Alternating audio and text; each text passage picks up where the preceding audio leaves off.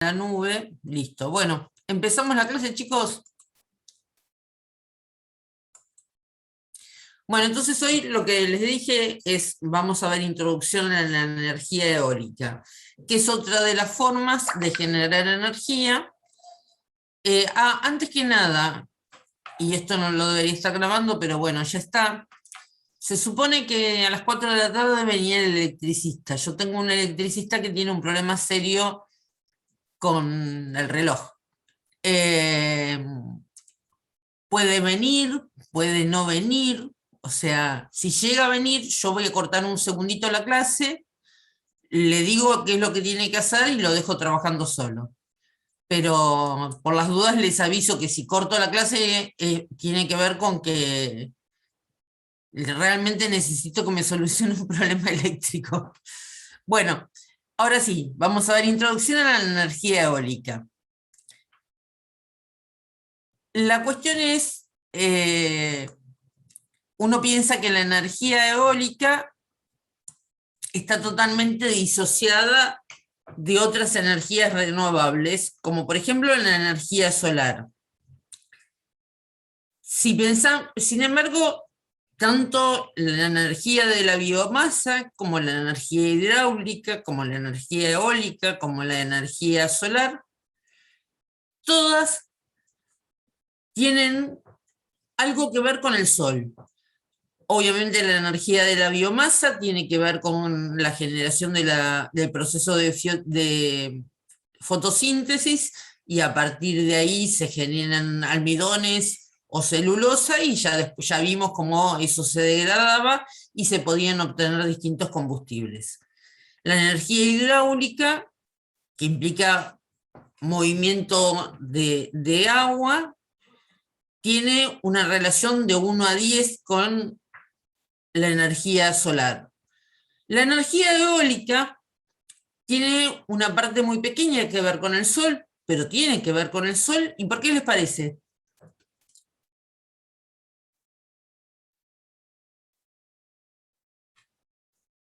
Que tiene que ver con el sol.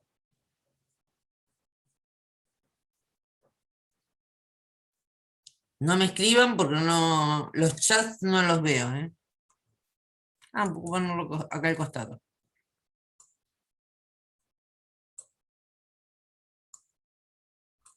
Puede ser por diferencia de presiones.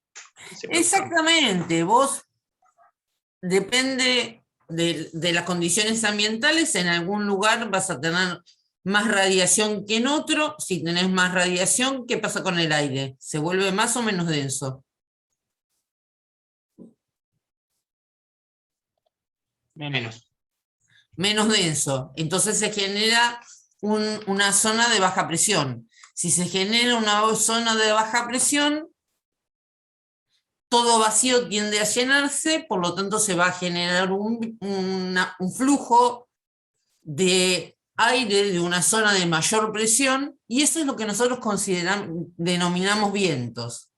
Entonces los vientos tienen una relación de 1 a 100 con la energía solar. Y la energía solar, propiamente dicha, tiene una relación del orden de 1000 con la energía, con el sol, propiamente dicho. Esperen que encuentre cómo se pasaba acá, que no me acuerdo. Un segundo, por favor.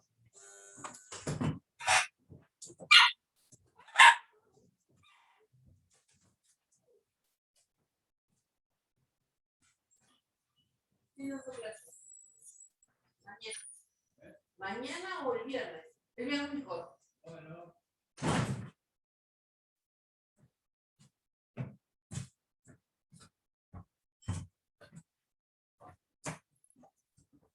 Bueno, perdón, chicos. Estoy tratando de convencerlo a esto que pase. Y no me deja. Acá está. Esto es lo que hablábamos recién. O sea, parte de la superficie solar se calienta debido a la radiación y por eso se generan los vientos.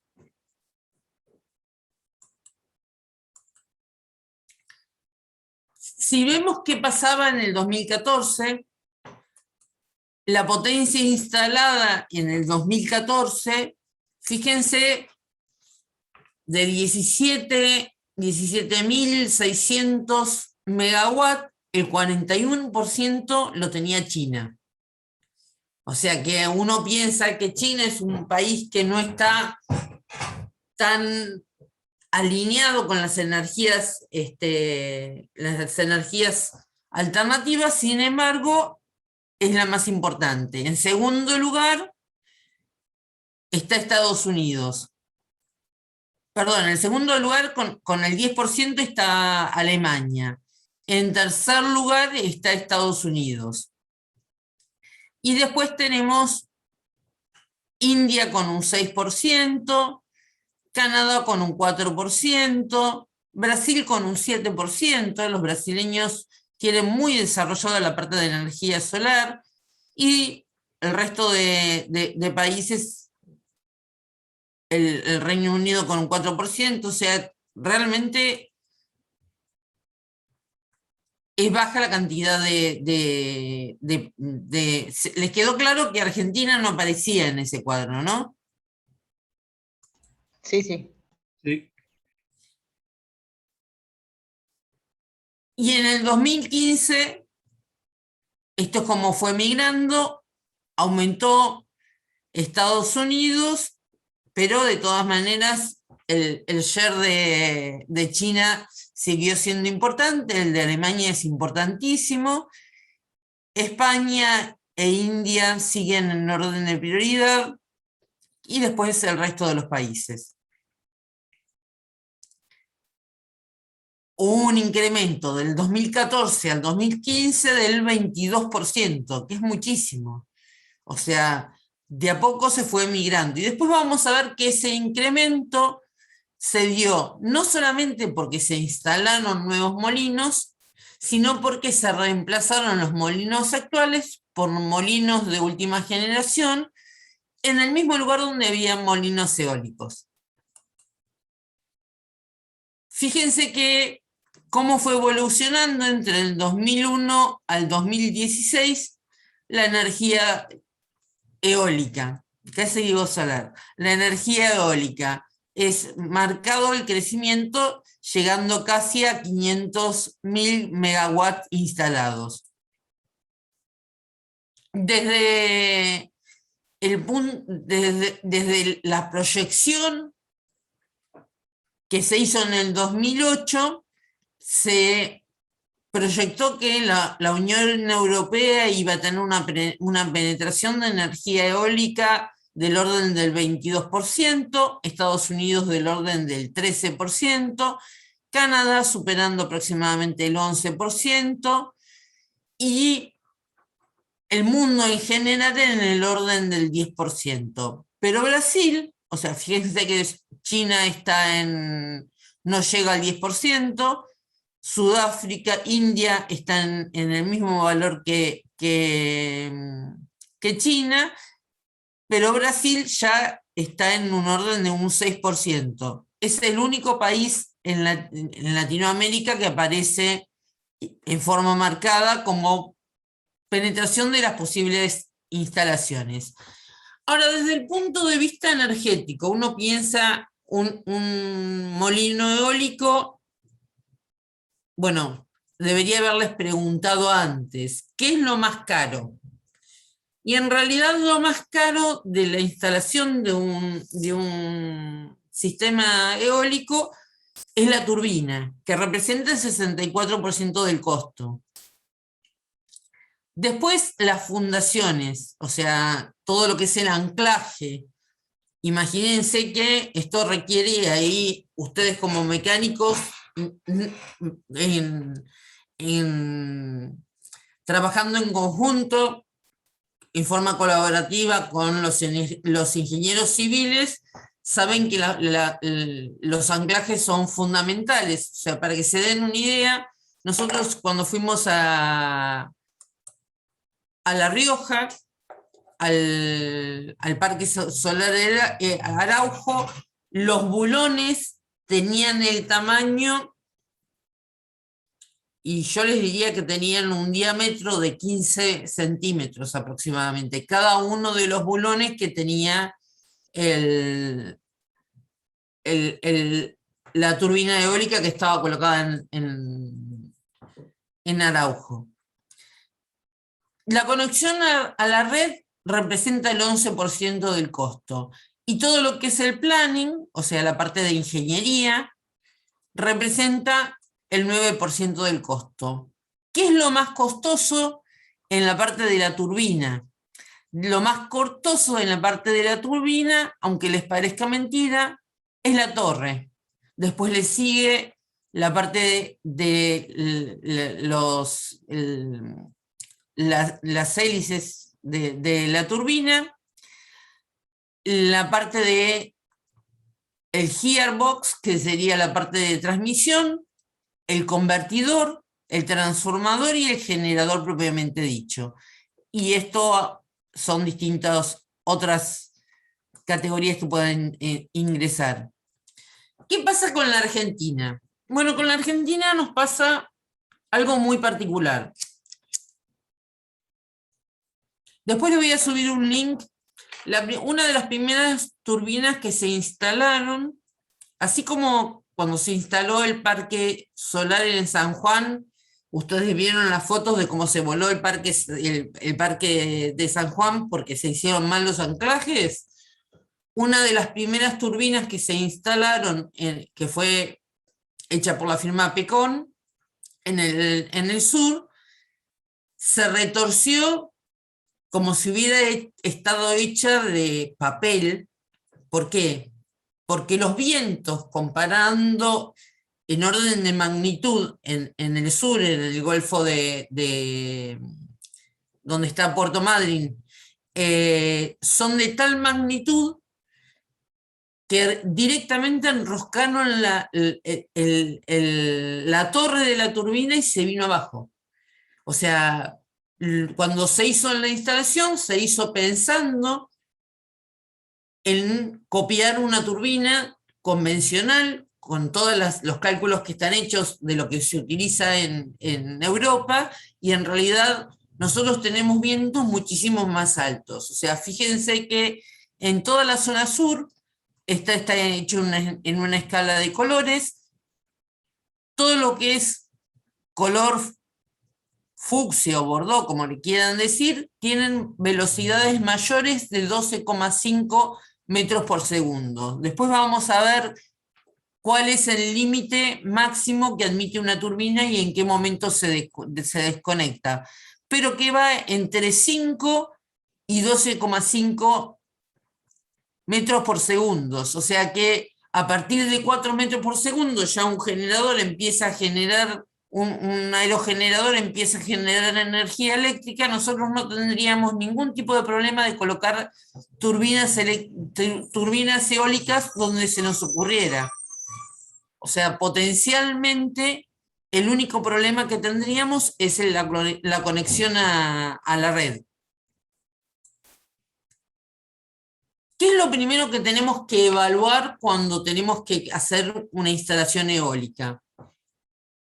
Lo primero que tenemos que evaluar es que la zona obviamente sea importante, porque los últimos molinos de última generación tienen un importe que es importantísimo, que sea una zona sin población. ¿Por qué les parece que sea importante una zona sin población? Por el ruido que pueden generar.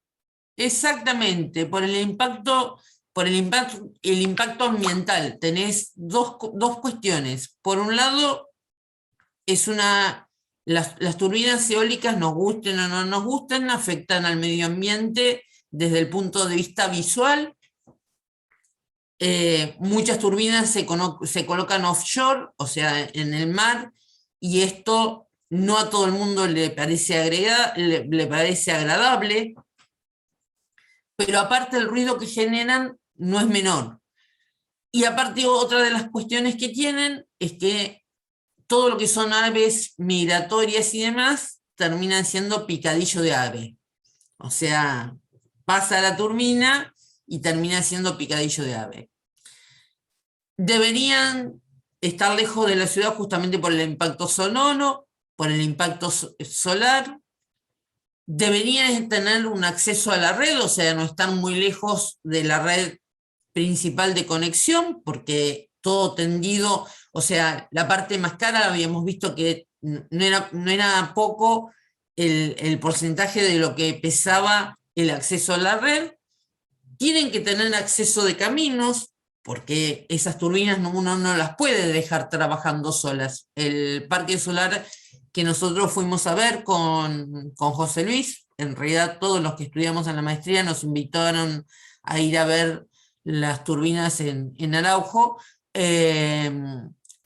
Tenían chicos que, si bien las turbinas estaban en la Rioja, la mayoría eran ingenieros que vivían en un hotel en el pueblo de Araujo, Araujo eran 4 cuadras por 4 cuadras y un hotel. Y la mayoría venían de Mendoza y tenían regímenes de 10 días de trabajar en campo y después se podían volver a su casa durante 7 días. Pero esos 10 días que estaban ahí estaban total y absolutamente a disposición de estar controlando las turbinas. O sea, uno no puede dejar las turbinas funcionando solas y desaparecer. Tenemos que tener entonces caminos de acceso, porque el montaje de las turbinas no es menor. Puede ser que necesitemos puertos si estamos hablando de turbinas offshore, y obviamente tenemos que tener el conocimiento para saber dónde instalarlas. Y el conocimiento para saber dónde instalarlas se hace a través de realizar mediciones, o sea, por más que hay un mapa eólico, en realidad uno realmente tiene que hacer una medición lo más cerca posible y a la altura más cerca posible de lo que va a ser la turbina propiamente dicha. Desde la capacidad instalada en el 2007, tenemos que en ese momento teníamos 2 turbinas en Comodoro Rivadavia de 250 kilowatts, en Neuquén, en Cultrancó, una de 400, esto se superó en Punta Alta, una de 400, en Chubut, una de 400 y 8 de 750 kilowatts, en Buenos Aires, una de 750, 2 de 750, 5 de 600. Santa Cruz, el problema de Santa Cruz es que, ¿qué les parece? Bueno, ahora lo vamos a ver cuando veamos el límite máximo de vientos. El problema de Santa Cruz es que los vientos son tan significativos que las torres tienen que ser muchísimo más reforzadas de lo habitual. Pero a pesar de todo, hay instaladas. De hecho, hay instalada una turbina eólica en la Antártida. En la base Marambio, si no me equivoco, hay instalada una turbina eólica. Yo creo que se los conté cuando les conté la parte de generación de hidrógeno. Sí, no te escuché.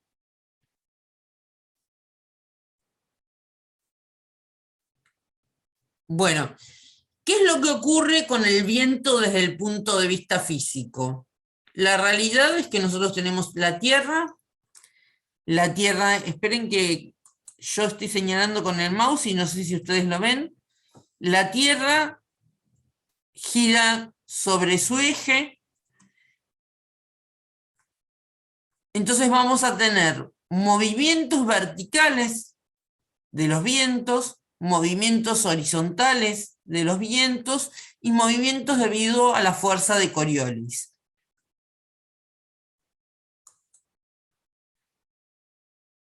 Simplificado esto, podemos decir que el viento como efecto global está dividido en distintas celdas.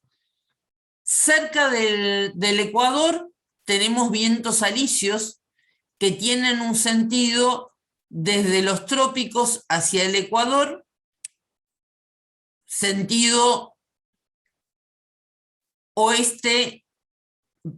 este-oeste en el hemisferio norte, y pasa exactamente lo mismo en el hemisferio sur, pero confluyen hacia el Ecuador, mientras que por encima de los trópicos tenemos los vientos contralisios en las distintas latitudes. Acá tenemos las distintas direcciones. Fíjense que entre latitud 90 y 60 norte tenemos dirección noreste, entre 60 y 30 sudoeste, entre 30 y 0 noreste, entre 0 y menos 30 sudeste, entre 30 y 60 sur noroeste y entre 60 y 90 sudeste. O sea, va variando. Fíjense que acá están representados como celdas.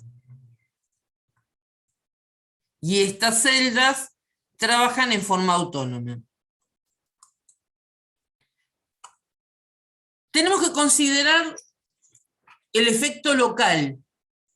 Hay otras cosas que influyen aparte de la latitud y la longitud, que tienen que ver con las características del terreno.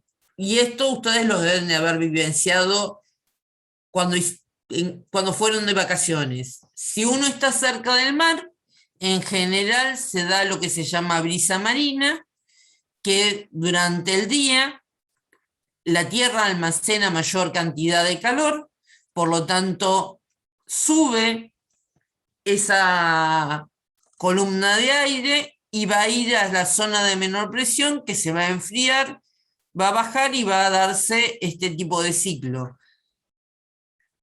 El agua es un gran acumulador de calor y es un gran atemperador de las temperaturas.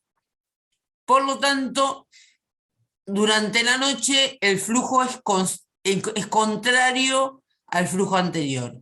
En el caso de las montañas nos encontramos con que tenemos los vientos de montaña, se calientan las laderas de la montaña, por lo tanto se generan corrientes ascendentes.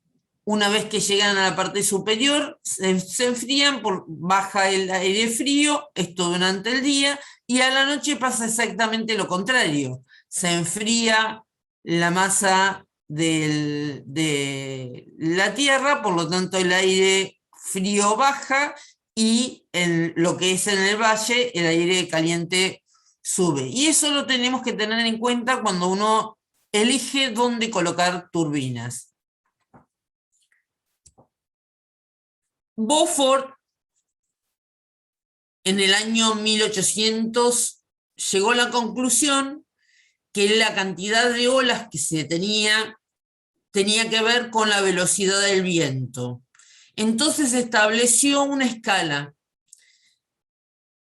que es la escala de Beaufort. Si tenemos, para Beaufort, la escala de 0 es calma, o sea, si hay humo se eleva en forma vertical, y esto quiere decir que vamos a estar entre 0 y 1,9 kilómetros por hora. Una brisa ligera es una escala 1 y está entre 1,9 y 7,3 kilómetros por hora. Brisa ligerita entre 7,4 y 12 kilómetros por hora. Brisa floja entre 13 y 19, moderada entre 20 y 30, buena brisa entre 31 y 40, estos son datos en kilómetros por hora, pero cuando uno dimensiona después habla de metros por segundo. Fresco de 41 a 51, y así sucesivamente hasta llegar a vientos muy duros, por ejemplo, que es la escala 9, que estamos hablando de 76 a 88 kilómetros por hora. Yo estuve en Córdoba hace unas semanas atrás y en la ruta estábamos con vientos de 60 kilómetros por hora. Tempestad entre 89 y 103 kilómetros por hora. Y obviamente huracán de 119 kilómetros por hora en adelante. Esto es la parte de la representación de lo que vimos recién, para que les quede más claro. ¿Qué es lo que ocurre con un molino eólico? Un molino eólico es justamente el eje del molino y las aspas del molino. Estas aspas del molino van a actuar como, se van a interponer en el flujo de viento y me van a trabajar como lo que vieron ustedes en mecánica de los fluidos, un disco actuador. O sea, yo voy a ingresar, o voy a encarar el molino con una velocidad 1 y una vez que sale, después de interponerse con el molino y entregarme parte de la energía cinética del viento, y esa energía cinética del viento yo la voy a transformar en energía mecánica, que después la voy a transformar en energía eléctrica, esto va a salir con una velocidad 2. ¿Por qué? Porque voy a tener una diferencia entre el diámetro de ingreso y el diámetro de salida de ese flujo de aire. ¿Por qué voy a tener esa diferencia? Porque justamente vamos a ver que se da lo que se llama un efecto de perturbación producido por las turbinas. Y esto se tiene que tener en cuenta cuando se colocan varias líneas de turbinas entre sí. Si hacemos un balance de masa, nosotros podemos llegar a esta ecuación. La densidad por el área por la velocidad en el infinito es la densidad por el área previa a la turbina por la velocidad previa a la turbina, es la densidad del aire por el área a la salida por la velocidad de la salida. Por lo tanto, yo puedo despejar la velocidad a la salida de la turbina. Puedo hacer la variación de momento y puedo plantear qué pasa con la energía. La energía es un medio de ρ por v al cuadrado más la presión más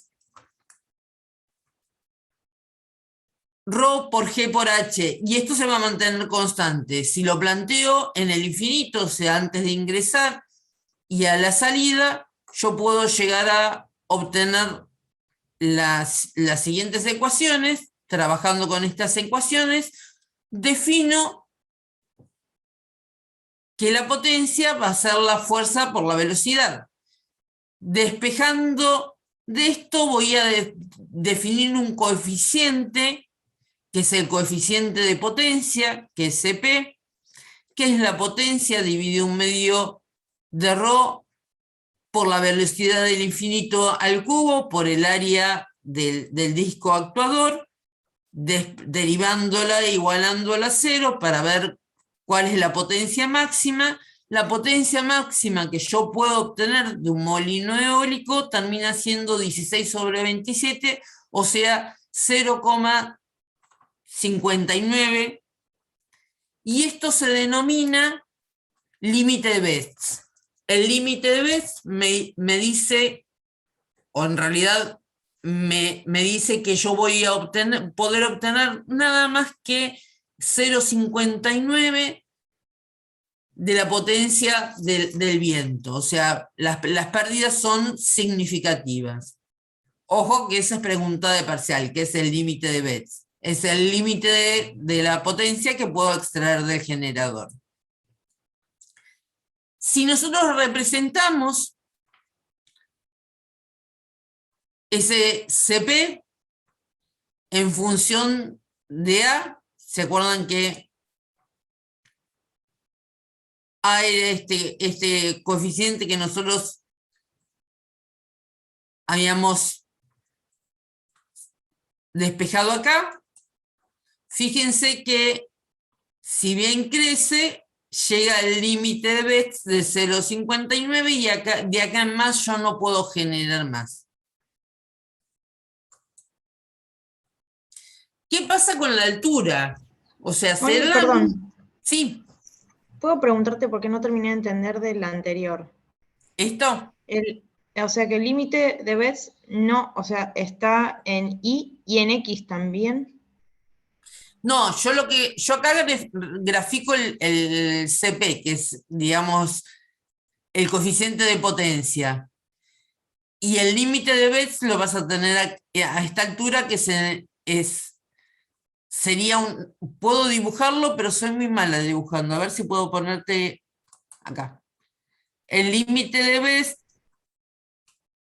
es lo máximo que puedo obtener de potencia con respecto a la incidencia del viento. Pero, digamos, yo pensé que estaba graficado como CP en función de A en Y, digamos, en el eje Y. A lo tengo en el Como, eje de las X y CP lo tengo en el eje de las Y. Sí, es cierto, te lo marqué exactamente al revés. Tenés razón. porque justo encima el otro también da 0,59, ahí donde se corta la... Tenés razón, sí, sí, sí, yo te lo grafiqué de distinto. Espérate que vamos a volver a poner el lápiz y vamos a ponerlo bien.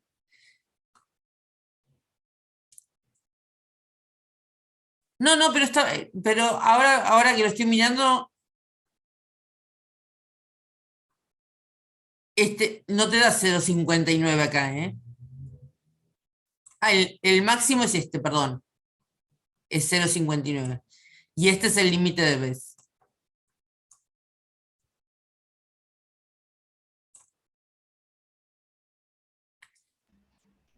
Después vamos a ver por qué lo cortamos acá. ¿Te quedó claro? ¿Qué vendría a ser A? Pero quizás lo tengo que revisar de vuelta después. Tenés que revisar el formuleo. A viene de justamente agrupar los términos y vos lo que vas a hacer es agrupar los términos y lo pones por 1 menos A en lugar de ponerlo, o sea, nos tendríamos que ir a la Ah, anterior. ok, sí, sí. No, está bien, ya entendí, ya entendí. Es por la ecuación de balanceo de masas. Está bien. Exactamente. ¿Qué pasa con la altura? ¿Les parece que será la misma altura el viento igual en distintas alturas? Seguro que no. No, ¿por qué?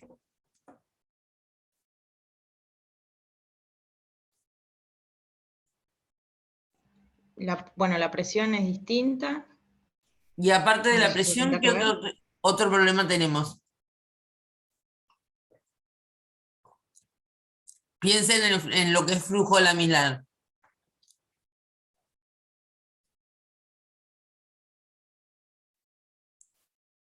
La rugosidad del terreno.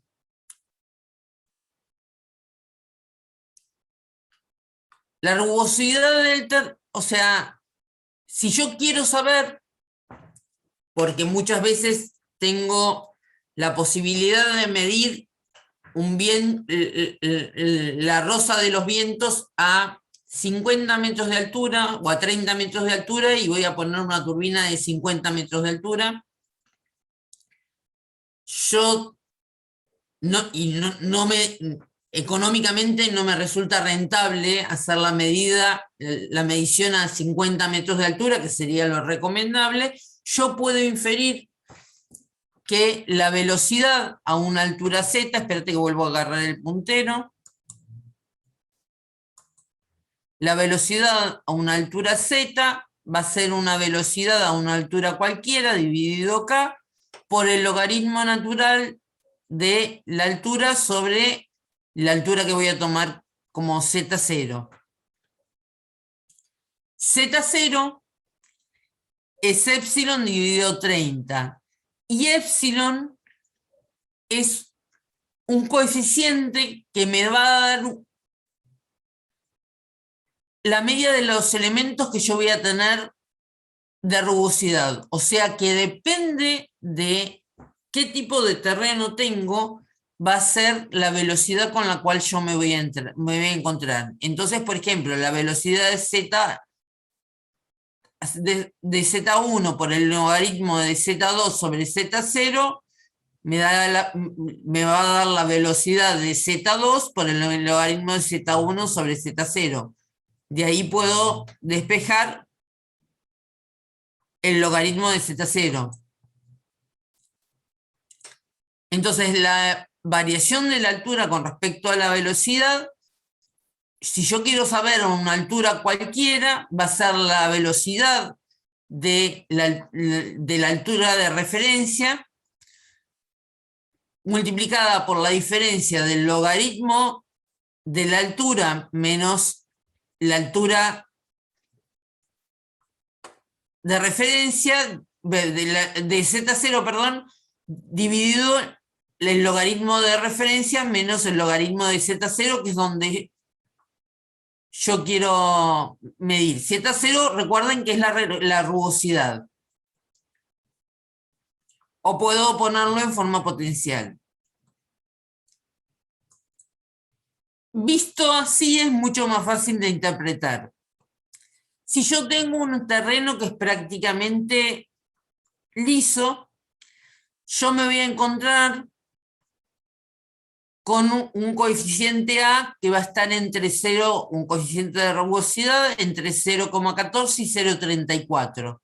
O sea que fíjense que la curva de obtención, el 100% de la velocidad, la voy a tener a una altura determinada.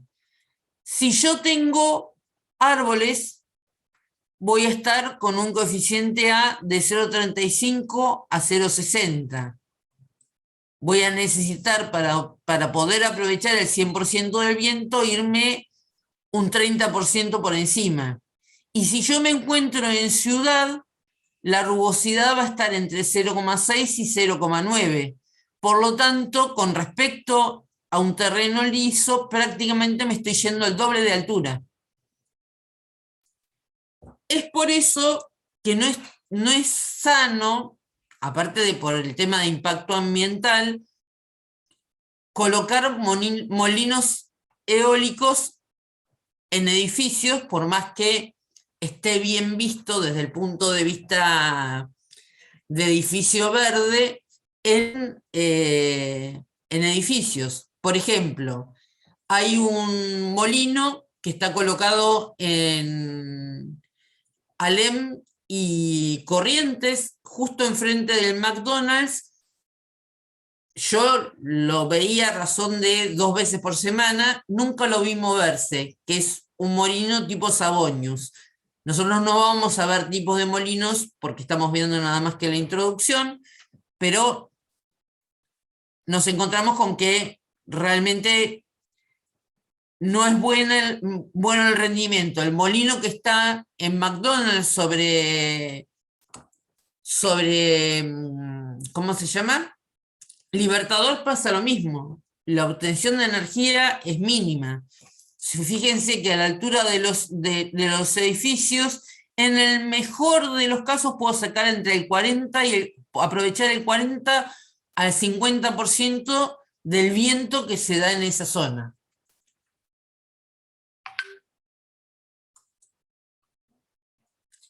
Desde el punto de vista de la rugosidad en Z0 dada en metros, en ciudades o en bosques tenemos 0,7, en suburbios 0,3, en zonas con pequeños árboles 0,1, o sea, me va afectando mucho menos, pocas construcciones y pocos árboles 0,03 y en desiertos o en la zona de mar, por eso se colocan offshore, estamos en el orden de 1 milésima.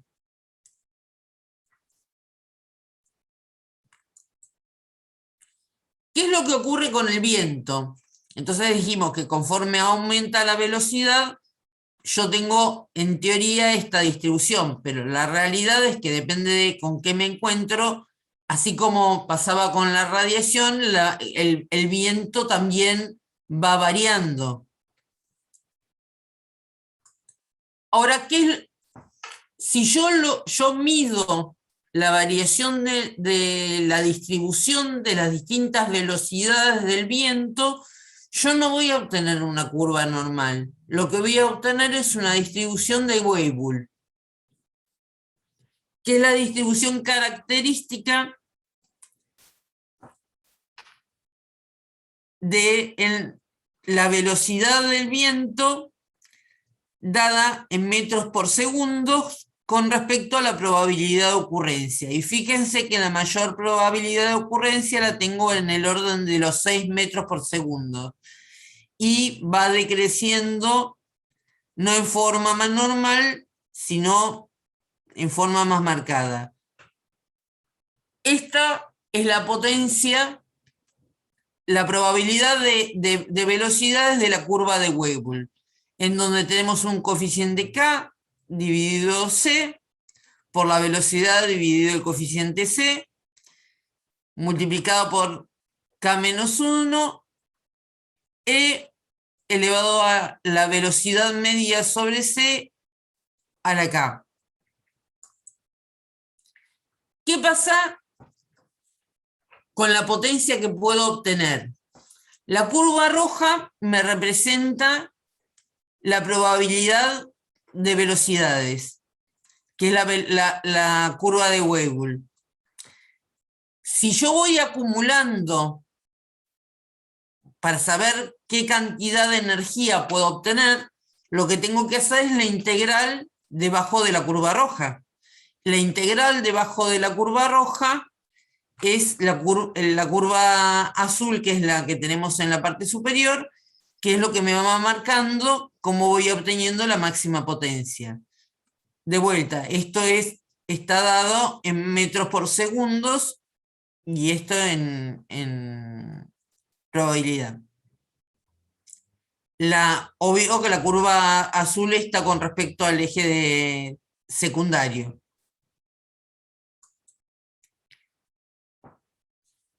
Lo primero que tenemos que determinar cuando vamos a colocar un parque eólico o un molino eólico es lo que se denomina rosa de los vientos. Y cómo es realmente la distribución de Weibull, porque esto es una probabilidad, pero me puedo encontrar con una distribución de este tipo, en donde cuando hago las mediciones, fíjense que es preponderante los vientos en la zona oeste, perdón. Después tengo sudoeste en menos medida, noroeste, perdón, y tengo vientos en forma contraria en norte, ¿Qué es lo que ocurre con estos vientos? Estos vientos tengo que de alguna manera, voy a dotar al molino de un mecanismo que se pueda llegar a desconectar en determinadas condiciones. Este gráfico está hecho para una de 6,9 metros por segundo, una constante K de 1,72, una velocidad de 6,15 metros por segundo y me genera una potencia de 322 watts por metro cúbico. ¿Qué es lo que tengo que hacer cuando yo hago un parque eólico? Lo primero que tengo que hacer es un estudio de factibilidad, como con cualquier proyecto de ingeniería que a esta altura de la carrera ustedes saben que se tiene que hacer. Lo primero que tengo que hacer entonces es una consultoría técnica que sea idónea. Esa consultoría técnica idónea va a contratar a un equipo que por un lado haga un estudio de impacto ambiental y por el otro lado haga una campaña de medición. La campaña de medición se tiene que hacer a la altura en donde se dan a la altura donde se va a colocar el molino. Tengo que hacer una evaluación a corto plazo de qué es lo que ocurre. O sea, no me sirve hacer medición solamente en verano. Lo ideal sería hacer mediciones durante todo el año, porque los vientos no son los mismos, la rosa de los vientos no son iguales, entonces tengo que hacer una evaluación a largo plazo. Tengo posibilidades de hacer con estas mediciones estudios de simulación para ver la potencia generada. Una vez que hago todo esto, voy a saber cuál es el recurso eólico, tengo que evaluar cuál va a ser mi punto de conexión a red, porque probablemente tenga que hacer un tendido de cable, voy a tener que pedir permisos que dependen de cada localidad o provincia donde se está conectando la regulación. Voy a tener que hacer accesos al parque eólico y construcciones auxiliares. Tengan en cuenta que yo genero corriente continua y voy a tener que tener unos transformadores para poder inyectar a la red en forma de corriente alterna. O sea que voy a tener que tener los transformadores lo más cerca posible del parque eólico. ¿Por qué?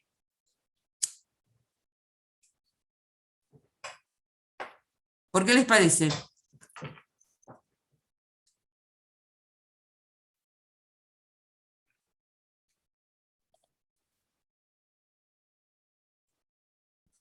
Por las pérdidas y el cableado. Exactamente, por las pérdidas y el cableado. Vos vas a salir con un cable que va a ser más que un cable, un tubo prácticamente, tenés pérdidas importantes y obviamente eso es terriblemente costoso y te conviene pasar cuanto antes alterno. Y obviamente tengo que pedir permisos a las municipalidades. Si vemos qué es lo que pasa con mástiles tubulares y la velocidad con respecto a si este es el eje de la turbina, fíjense que por Navier-Stokes yo estoy tomando mediciones acá, y puedo llegar a inferir que tengo en el frente de la turbina entre 0,96 y 0,99, acá tengo 1, o sea, el máximo, en el costado está en 1,04 a 1,01, y en la parte posterior tengo la perturbación de la torre propiamente dicha, y después tengo un flujo que va a comportarse en forma laminar. ¿Cómo hago la torre de medición? Este es un amigo mío que era tan loco que se subía a este tipo de torres para colocar anemómetros para medir. Existen distintas configuraciones. Yo puedo configurarlo de manera de medir en estos 3 ejes, o puedo colocar el anemómetro de manera de medir en estos 3 ejes, o puedo colocarlo detrás de la torre propiamente dicho en estos 3 ejes. Cualquiera de las 3 configuraciones es buena. Esta es recomendable cuando la torre está emplazada mirando hacia el norte. Esta está recomendada cuando la ubicación es este-oeste, y esta está recomendada cuando el emplazamiento está mirando hacia el sur. ¿Cómo son los equipos de medición? Yo voy a tener que tener un data logger, que me recoja los datos durante un año y cada tanto, cada 3 meses o cada 6 meses voy a tener que ir a bajar los datos como para poder dejarle memoria, pero aparte voy a tener que tener una veleta que me va a dar la orientación del viento y un anemómetro que me va a dar la velocidad del viento.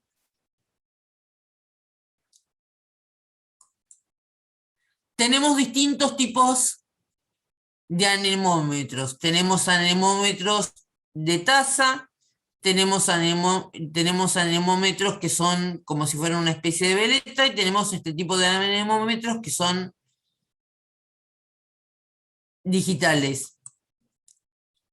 Existen también medidores ultrasónicos, o sea, tenemos un generador de ultrasonido, un receptor de ultrasonido, y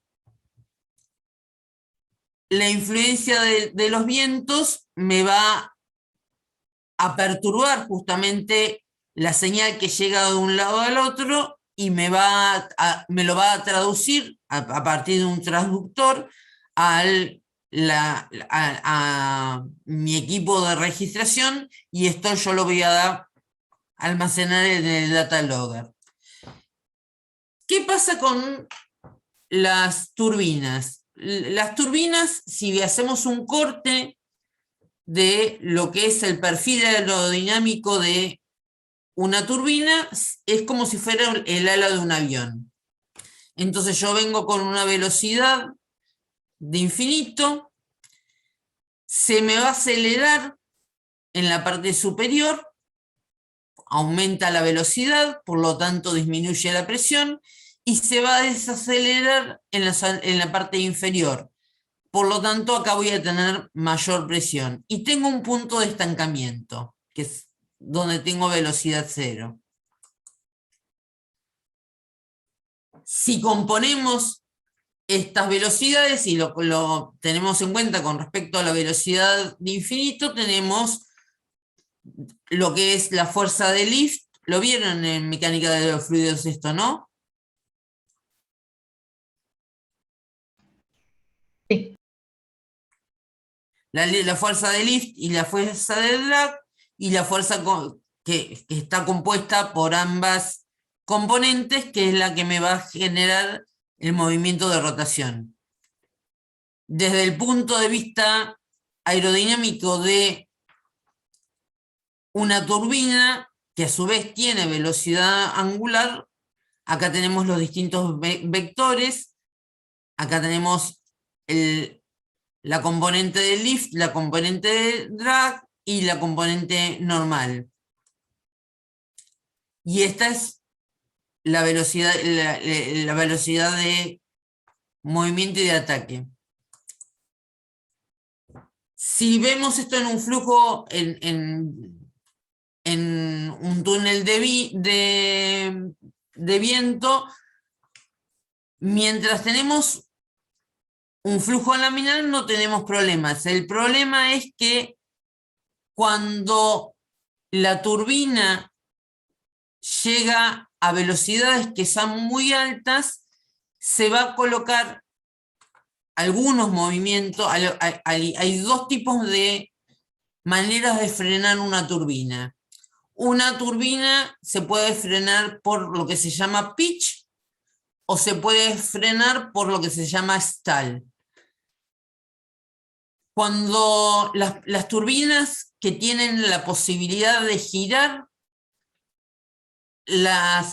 cada una de las hélices sobre su propio diámetro, por decirlo de alguna manera, se ponen en condición de stall, se generan turbulencias, y ahí es cuando directamente dejan de generar.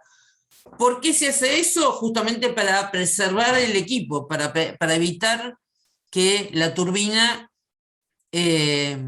se dañe. ¿Por qué? Porque encima de 14 metros por segundo es peligroso seguir generando. Cuando el control es pitch, yo vengo con una velocidad voy generando distinta potencia y desconecto a una velocidad que está preseteada. O sea, directamente lo clavo. Mientras que cuando el control es Stall, o sea que gira sobre su eje, voy a tener una curva de potencia de este tipo y deja de generar porque justamente se puso en forma de pérdida. Acá vemos el control. Una pregunta, Moni. Sí, ¿Y ahí que hay una especie de embrague o algo así como para ahora tenemos. desacoplar? Ah, ok. Acá tenés no un embrague, sino un rodamiento. En el caso de pitch, fíjate que gira con respecto a su eje. Y lo pone, digamos, perpendicular y entonces directamente el viento sigue y no puede seguir girando la turbina, o sea, pasa de largo. En el caso de Stall, acá vemos una turbina que está colocada en forma justamente por un viento superior a 25 metros por segundo, se puso en pitch y fíjate cómo están colocadas cada una de las árabes de la turbina. Está totalmente, no ofrece resistencia y deja pasar el viento. Por encima empiezo a generar la máxima potencia por encima de 12 metros por segundo y cuando llego a 25 metros por segundo desconecto.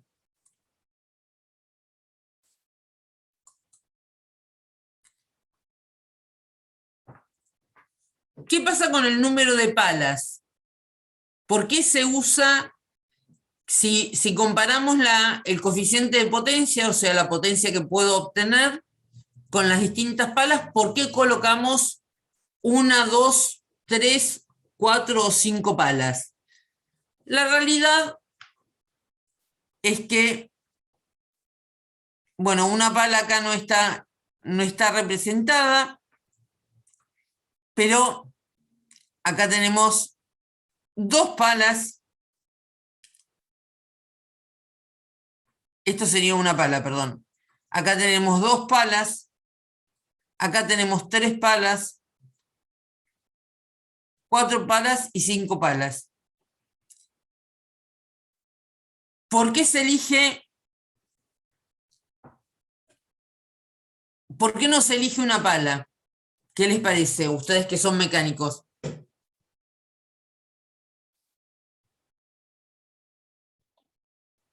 Se desbalancea. Exactamente. Lo estás sometiendo al eje del generador eólico a una carga tan importante que no es conveniente. 2 palas trabajarían bien, pero tienen el gran problema que desde el punto de vista sonoro es terrible, el ruido que hacen es terrible, por eso se elige 3 palas que tienen un buen rendimiento y ya 4 y 5 palas no se justifican. Tenemos distintos tipos de generadores. Un generador asincrónico que trabaja con jaula de ardilla, tiene un banco de capacitores, tenemos el transformador, inyecta a la red. O un generador asincrónico, perdón. ¿Dejé de compartir? No, se ve perfecto. Ah, no, porque me decía que... o un generador asincrónico, pero con un rotor bobinado, en donde tenemos el generador, una resistencia variable, el starter, que yo tengo que de alguna manera comenzar el movimiento, banco de capacitores se inyectó a la red.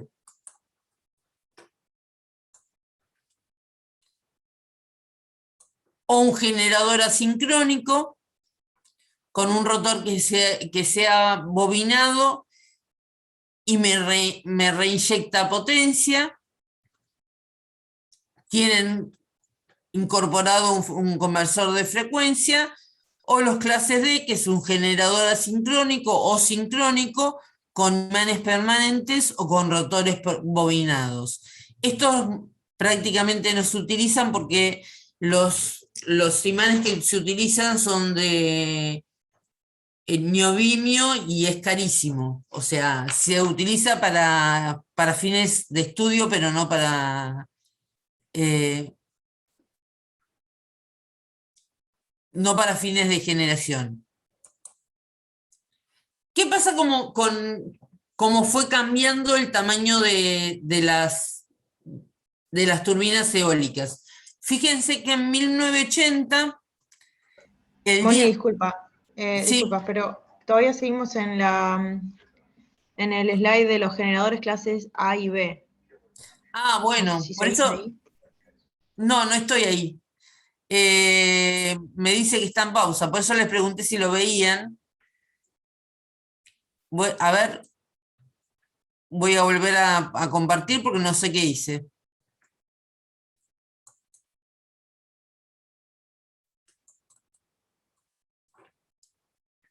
Sí, no sé qué lío hice.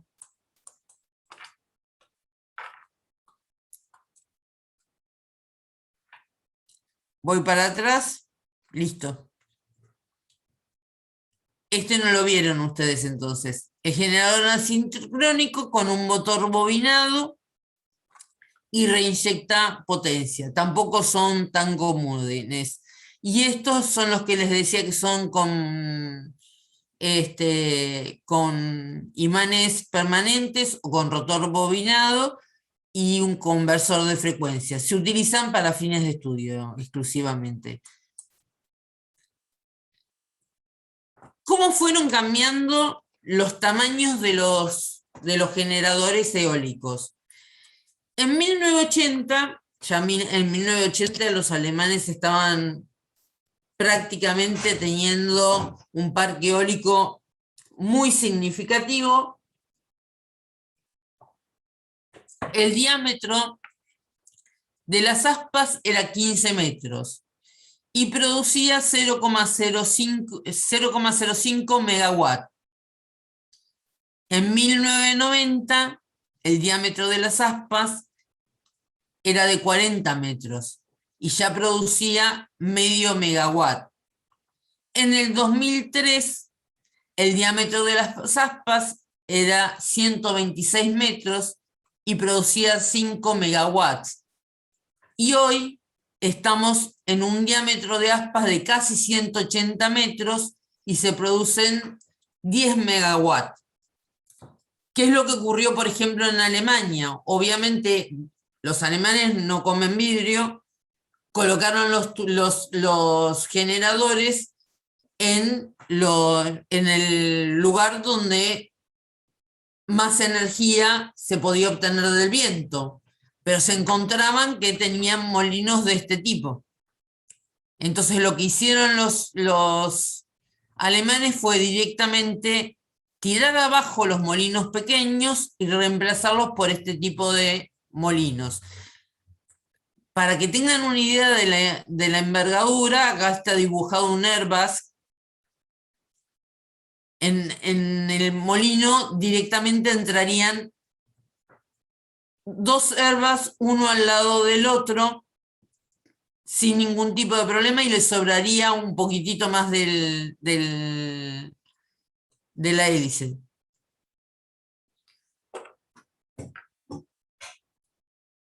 ¿Cómo hacemos para diseñar un molino eólico? Vamos a ver primero lo que es el efecto estela y no sé si vamos a llegar al WhatsApp. Lo primero que tenemos que ver es los datos de los vientos, los obstáculos con los cuales nos vamos a tener que encontrar, la rugosidad y la topografía. Todos estos datos me van a generar, estos son los datos de viento, es el input, y tengo como salida las características del viento y las especificaciones de la localización. Esto me hace generar un mapa de este tipo, en donde yo tengo una estación meteorológica que me va a estar midiendo las velocidades de los vientos. Por ejemplo, supongamos que este es el punto en donde yo quiero colocar un molino eólico. Yo lo primero que tengo que hacer es la medición de dónde tengo, de la rosa de los vientos, o sea, de dónde tengo la mayor cantidad de preponderancia de velocidades de viento. ¿Ustedes dónde lo colocarían? ¿Ubicado a qué? ¿En qué ubicación? Fíjense, la gama de colores va de entre 0 y 1, siendo 1 el máximo. El verde más oscuro es el máximo.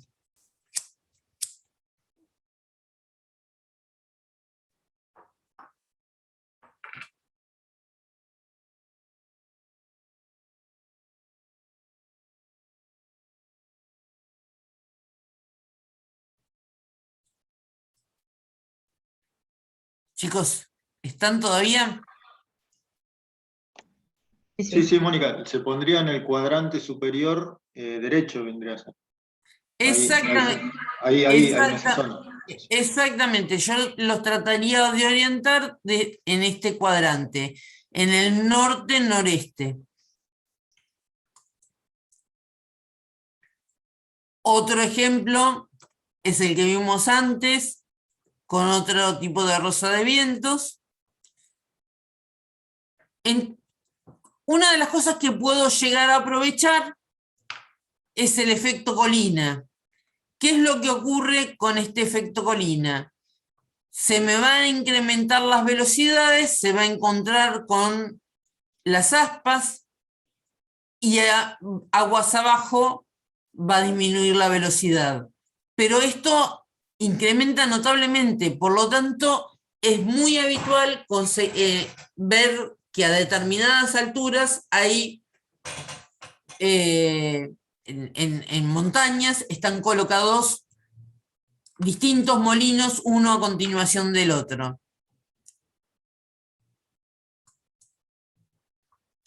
Tengo que tener en cuenta qué pasa con la altura. O sea, si yo voy a colocar un molino a una altura de 55 metros, tengo que saber qué velocidad voy a tener a esa altura. Y si voy a colocar un molino de los de 10 megas, tengo que, con la fórmula que vimos antes, recalcular qué velocidad voy a tener a esa altura, teniendo en cuenta la altura de referencia a la cual hice la medición.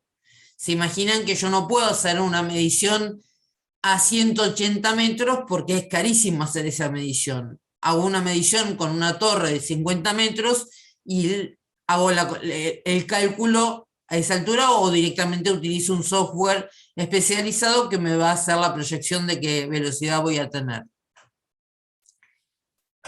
Ese software especializado me va a dar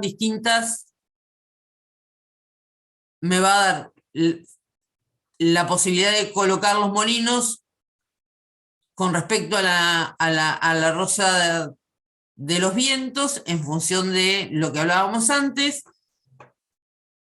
Me va a dar el total de gigawatt hora que voy a obtener, que en este caso este parque eólico obtiene 156.793, un factor de capacidad del 48,5%, una pérdida del 79%, pérdidas generales del orden de 6, tengo una obtención neta de 146.225 gigawatt hora. O sea que, volviendo al límite de Betz, fíjense que tengo un factor de 45,4%. En Europa el promedio es del orden del 20 al 25%. Nosotros estamos en el orden del 40 y pico por ciento. En Argentina estamos en valores mucho más altos. ¿Qué es lo que ocurre cuando yo coloco distintos molinos? Si los molinos tienen distancia entre sí, yo no voy a tener problema. Yo voy a tener velocidades y lo que vemos acá atrás es la sombra, por decirlo de alguna manera, que estos molinos me van a presentar. Y si los coloco a suficiente distancia, esta sombra no me interfiere. Ahora, ¿qué ocurre cuando coloco un molino acá y un molino acá? Tengo lo que se llama pérdida por efecto estela. O sea, yo voy a tener en este molino, voy a tener el 100% del viento disponible. Acá tengo una pérdida por efecto estela más significativa, y en el tercer molino voy a tener una pérdida por efecto estela mucho más significativa. Vamos a ver el corte de eso. Si vemos la altura con respecto a la distancia entre molinos, cuando la distancia es menos 2 diámetros, esta es la distribución normal, o sea, todavía no atacó el molino. Llego al molino y empiezo a tener una pérdida de estela, y fíjense cómo empieza esta perturbación a 2 diámetros a marcarse. Cuando llego al tercer molino, ya llega el viento con perturbación y voy a tener un aprovechamiento mucho menor. Por lo tanto, es muy poco probable que se coloquen en la misma línea. En general se colocan intercalados. Cuando encuentro el segundo molino, la perturbación es muchísimo mayor, a 5 diámetros, 7 diámetros, 10 diámetros y 12 diámetros.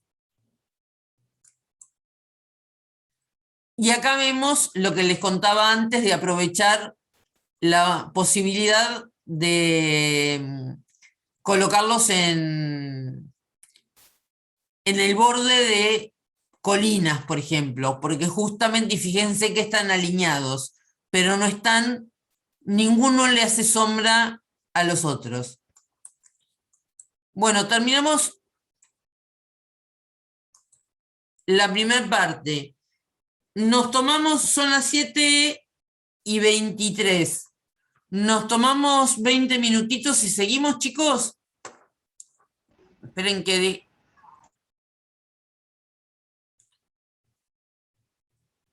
-5, -10 nos volvemos a conectar. Listo, gracias.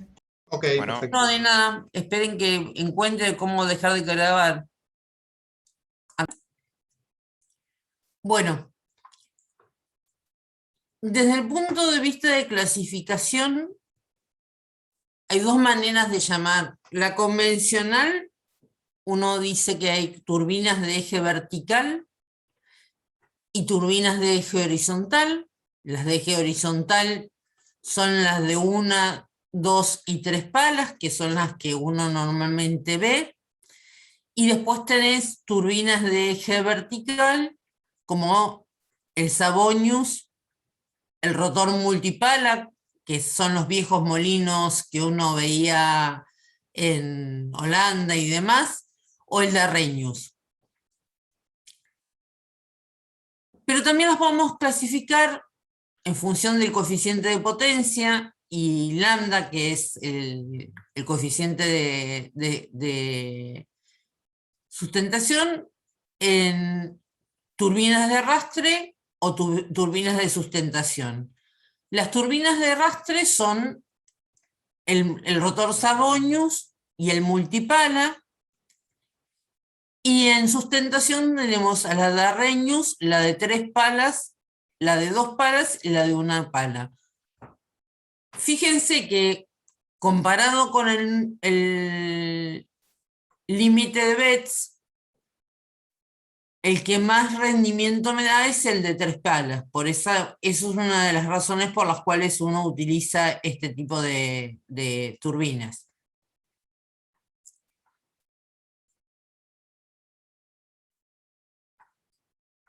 Esto ya lo vimos. Después se los doy más largo como para que lo puedan entender, lo puedan leer.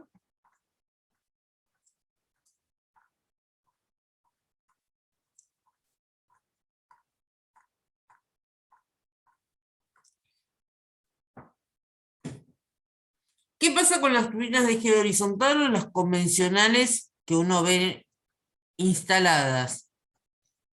Son las que más se utilizan, más desarrollo técnico tienen, están colocados encima de torres que pueden ser tubulares o reticuladas, normalmente se usan tubulares, y en la parte superior tienen colocado un recipiente, un recinto, que se denomina góndola.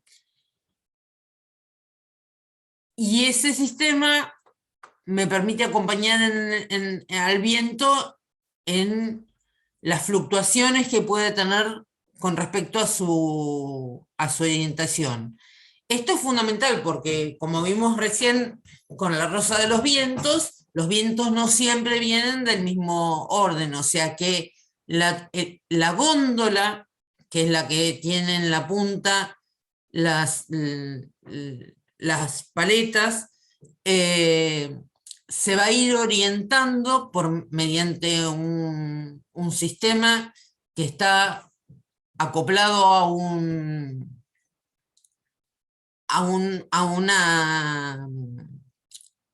medidor de ataque de incidencia de viento a partir de un sistema de rotación.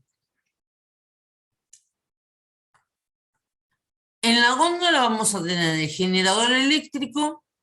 El generador eléctrico está acoplado a la turbina. En general tiene una caja multiplicadora, porque de esa manera se puede trabajar con sistemas de control y de seguridad más robustos. Y tenemos que tener en cuenta que la energía del viento es variable. Y obviamente también la demanda de la energía eléctrica. Esto es fundamental cuando uno está pensando en un sistema de generación off-grid. ¿Por qué? Porque obviamente la cantidad de energía eléctrica no puede tener sobrecargas.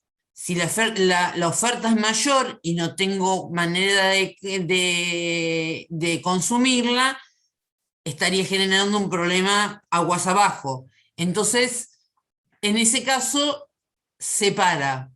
¿Cómo se para? Justamente con lo que hablábamos hace un rato del pitch o el stall. Para lo cual tenemos turbinas de paso fijo o turbinas de paso variable.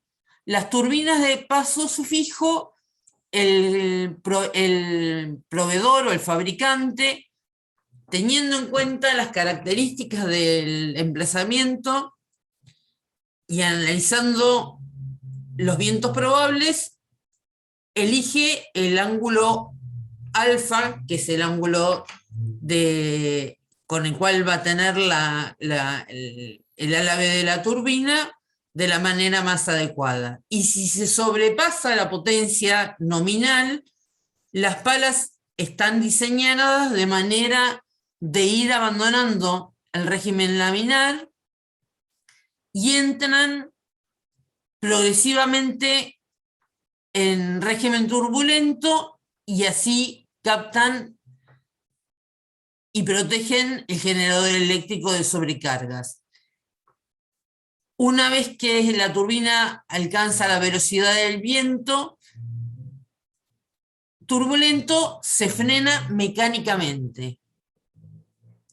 O sea, este tipo de turbinas se frenan mecánicamente, las de paso fijo, mientras que las de paso variable, que son las que habíamos visto hace un rato el gráfico, estas turbinas tienen un sistema de engranajes que van girando el ángulo alfa automáticamente, y si se sobrepasa la velocidad nominal de diseño, lo ponen en forma de bandera.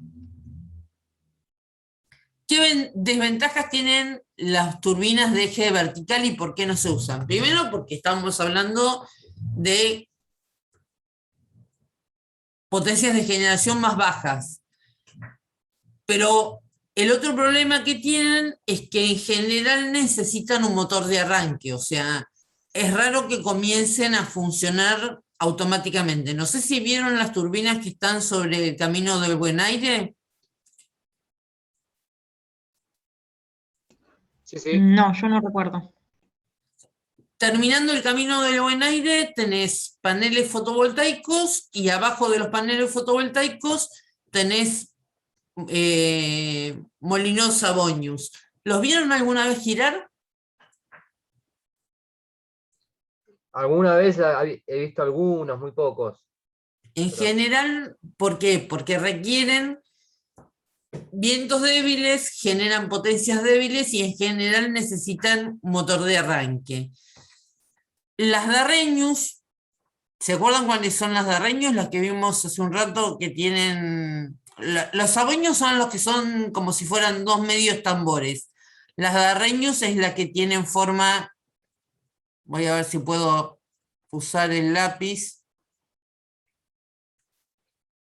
Bueno, perdí el lápiz. Son los que tienen forma como si fueran de gajos.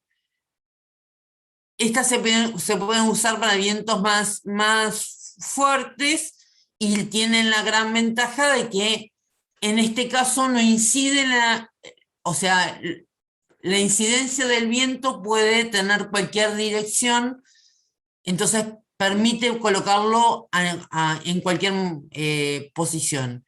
Esta es la Savonius.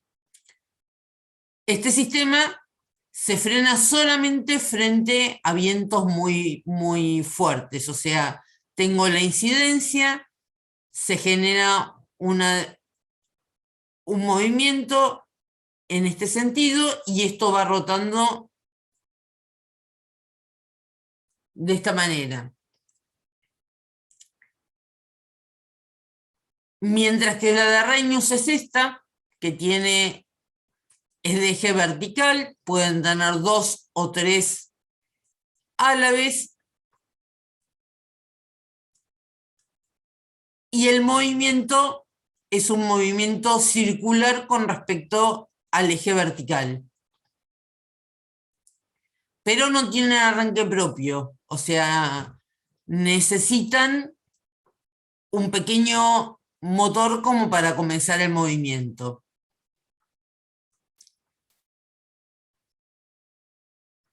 Normalmente cuando uno quiere saber las características de una turbina, le tiene que pedir al fabricante que le provea los datos de potencia de salida en función de la velocidad del viento y de la altura del eje del rotor. Las turbinas de eje fijo, una vez que alcanzan la potencia nominal, ¿ven el mouse por lo menos? Sí. Sí, Ah, sí. bueno, fantástico. Se autoprotege, entra en pérdida porque se desprende de la capa laminar, capta menos energía, y alcanzada determinada velocidad de viento, se acciona el freno mecánico y se para. Mientras que las de paso variable, que es la que varía el ángulo de cada una de las álabes, conforme aumenta la velocidad, empieza a empeorar el ángulo alfa, que es el ángulo de ataque del viento, y una vez que alcanza a la velocidad nominal y a un valor de sobrecarga que puede afectar al generador, se ponen en posición bandera, o sea que prácticamente no ofrecen resistencia y no necesitan freno mecánico. Estas turbinas directamente se paran sin ningún tipo de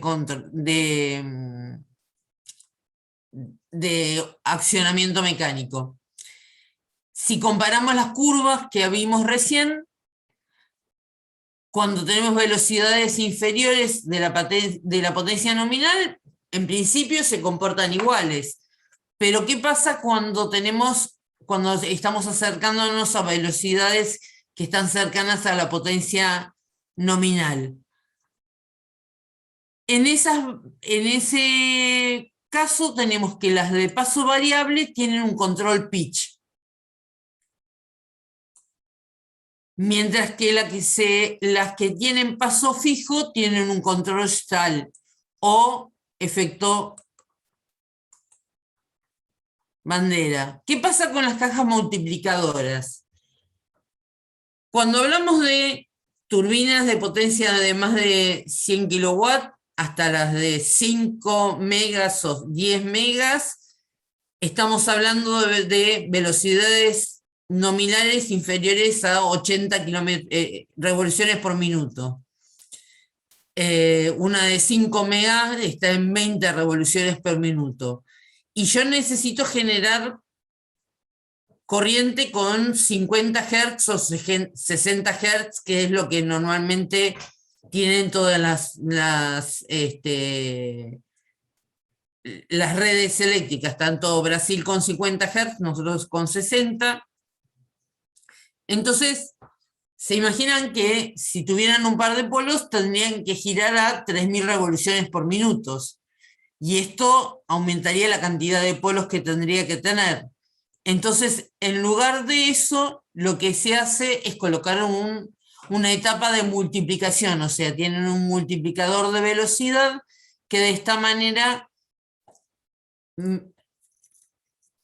prolonga la vida del generador, y por el otro lado el rendimiento de la instalación se reduce. Si la demanda de energía supera los 3 metros o 4 metros por segundo, comienza el funcionamiento. En general ese es el punto en donde se empieza a generar. Y a partir de ahí puede ser que sean generadores multipolares, pero también cuando tenemos rotores de gran porte, se pueden incorporar pares de polos extra.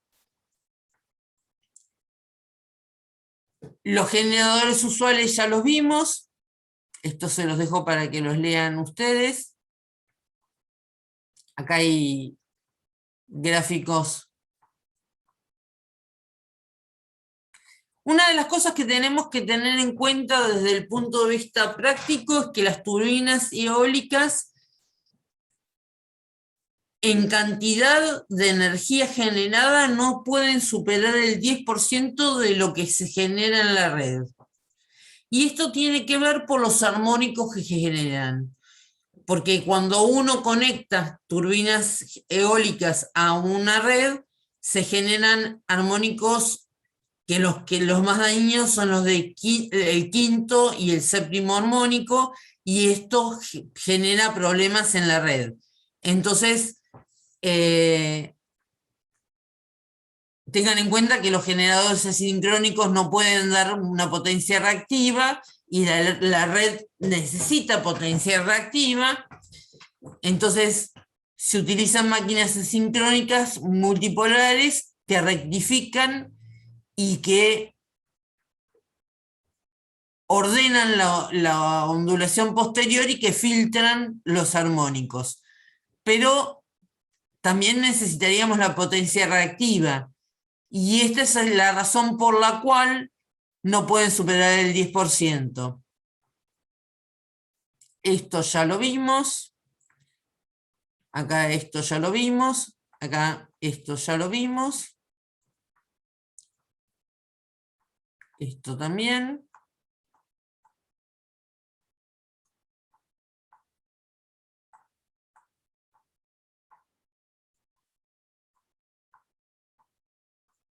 Acá hay un ejemplo, el que vimos hace un rato, del pitch control, en donde gira cada uno de las árabes. Esta es la góndola. Dentro de la góndola, la góndola en la turbina que estuvimos nosotros era lo suficientemente importante como para que hubieran 4 personas adentro sin ningún tipo de problema, más toda la maquinaria. Y por la torre venía el mazo de cables que gira conforme tiene que orientarse frente al viento, pero llega un momento en donde imagínense que si girara permanentemente se haría un cortocircuito. Entonces tienen la capacidad de girar en forma inversa para desenroscarse los cables de corriente continua. Acá tenemos una curva de Storm Control, en donde acá se puso en forma de bandera, y fíjense que por encima de los 25 metros por segundo dejé de producir, mientras que el pitch control funcionó el freno, el stall control empieza a fluctuar y deja de funcionar. Esto ya lo vimos, esto ya lo vimos. ¿Cómo es un generador asincrónico de los más... A ver si puedo disminuir, no me deja correr esto. Ahí está. Un generador dentro de la turbina. Tenemos el generador sincrónico. El generador sincrónico está conectado por los cojinetes del rotor. Tiene un jack drive que va a estar comandado por el control del pitch. Y tiene un pitch drive que va a estar conectado con el control del convertidor y el control de línea. Y tiene el sistema de frenos. Tiene un interruptor principal, un transformador que está en el suelo en general, y un seccionador que es el que inyecta a la red. Esto ya lo vimos.